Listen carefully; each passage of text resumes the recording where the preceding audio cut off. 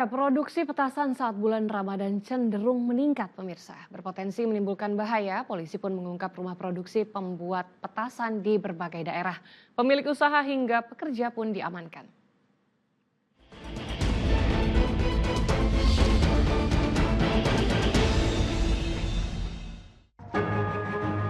Kian meresahkan, peredaran petasan meningkat selama Ramadan. Aparat Polres Jepara, Jawa Tengah menggerebek 2 rumah penjual bahan petasan. Terdapat bahan peledak seberat 3,7 kg hingga 63 selongsong petasan. Petugas mengamankan 2 tersangka di tempat berbeda. Keduanya memperoleh bahan peledak dari lapak jual beli daring seharga Rp30.000 per ons. Mereka menjual kembali dan mengambil keuntungan Rp5.000 per ons. Kasus terungkap setelah polisi mengidentifikasi penjual petasan di media sosial, lalu menyamar sebagai pembeli. 7 on bahan yang siap jadi atau siap edar yang dibungkus dalam 7 kemasan, dan kemudian sebanyak kurang lebih 3 kg bahan yang belum jadi yang terdiri dari potasium, belerang, dan aluminium powder. 2 tersangka yang menekuni bisnis ilegal sejak 2 tahun lalu terancam hukuman 20 tahun penjara. Di Bangkalan, Jawa Timur, polisi menggerebek rumah produksi mercon di Desa Burneh. Sebanyak 10 kg bahan petasan serta 2 peracik mercon yang merupakan bapak dan anak diamankan. Bumbu kimia sengaja ditaruh pemiliknya di kandang ternak guna mengelabui aparat. Bahkan petugas juga menyita 12 kg bubuk mesiu dari rumah produksi mercon di Desa Jambu Burneh. Bubuk peledak disembunyikan di dalam sebuah gudang tersimpan bersama barang rumah tangga lainnya. Serbuk mercon yang mana kita berhasil mengamankan di 2 TKP, yaitu di Desa Burneh dan di Desa Jambu Bangkalan.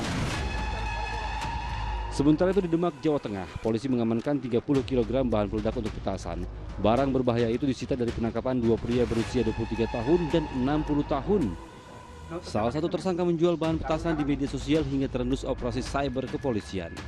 Di media sosial, Facebook, di mana di Facebook tersebut didapatkan informasi seorang tersangka inisial FA gitu menjual dalam partai 1/1 kilo. Guna mengantisipasi bahaya, aparat segera melakukan pemusnahan karena berpotensi memicu ledakan hebat yang bisa merenggut nyawa. Fenomena peredaran mercon di tanah air tidak lepas dari tradisi masyarakat lintas budaya dan agama. Namun peredarannya cenderung meningkat saat memasuki Ramadan. Ya, karena fenomenanya berulang setiap tahun ya. Dan bukan hanya budaya Muslim sebetulnya, budaya Tionghoa juga melakukan sebetulnya kan. Jadi kita harus proporsional juga melihat ini sebetulnya meluas, bukan hanya di kalangan tertentu di Indonesia, tapi banyak kalangan menggunakan mercon ini sebagai katakanlah perayaan, ya, alat untuk merayakan sesuatu begitu. Jadi, nah menurut saya bukan mencegah, tapi mengatur.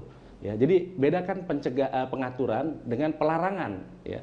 Jadi mempidana seseorang karena mercon itu saya kira sudah tidak tepat sekarang ini. Tapi harus ada pengaturan sehingga orang tidak kucing-kucingan, tidak diam-diam kemudian malah membahayakan dirinya sendiri dan orang di sekelilingnya pada saat produksi mercon. Apalagi petasan yang beredar ternyata ilegal dan sangat berbahaya. Para pembuat petasan dihadapkan dengan kebutuhan ekonomi meski tindakannya berujung bui.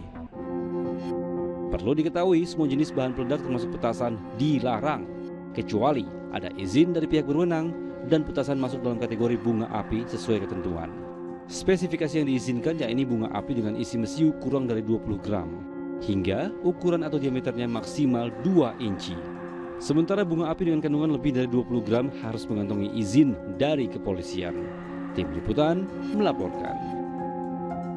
Kita beralih